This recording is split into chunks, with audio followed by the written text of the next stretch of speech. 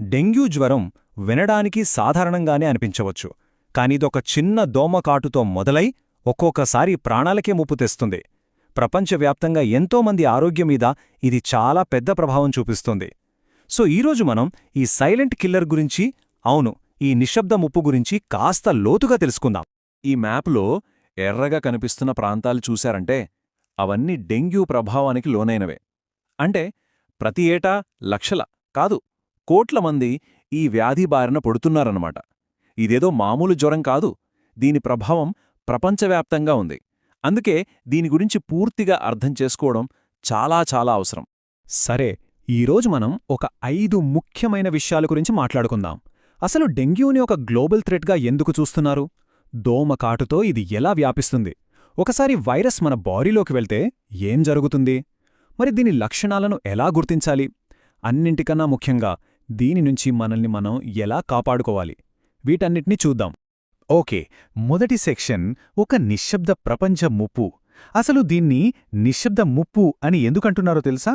కొన్నిసార్లు లక్షణాలు బయటపడకముందే ఇది చాలా నష్టం చేస్తుంది. దాని గురించే ఇప్పుడు చూద్దాం. ఫస్ట్, అసలు డెంగ్యూ జ్వరం అంటే ఏంటి? సింపుల్గా చెప్పాలంటే ఇది దోమల వల్ల వచ్చే ఒక వైరల్ ఇన్ఫెక్షన్.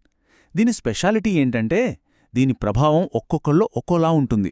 కొంతమందికేమో జస్టో సాధారణ జ్వరంలా వచ్చి తగ్గిపోతుంది, కాని మరికొంతమందిలో మాత్రం ఇది ప్రాణాలకే ప్రమాదకరంగా మారొచ్చు.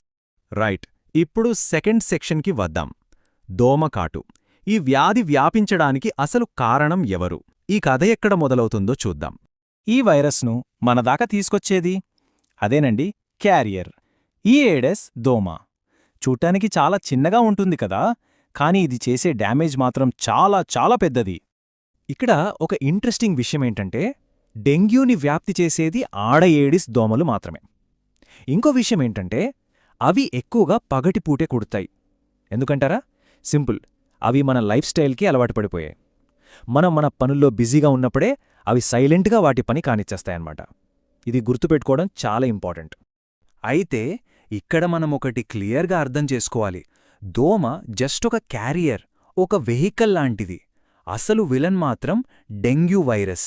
సో ఈ వైరస్ ఉన్న దోమ మనిషిని కుట్టినప్పుడు ఆ వైరస్ మన బ్లడ్లోకి ఎంటర్ అవుతుంది. సరే, ఆ వైరస్ బాడీలోకి వెళ్ళింది. ఆ తర్వాత ఏం జరుగుతుంది? మన శరీరం లోపల జరిగే ఆ ఫైట్ ఏంటో ఇప్పుడు చూద్దాం.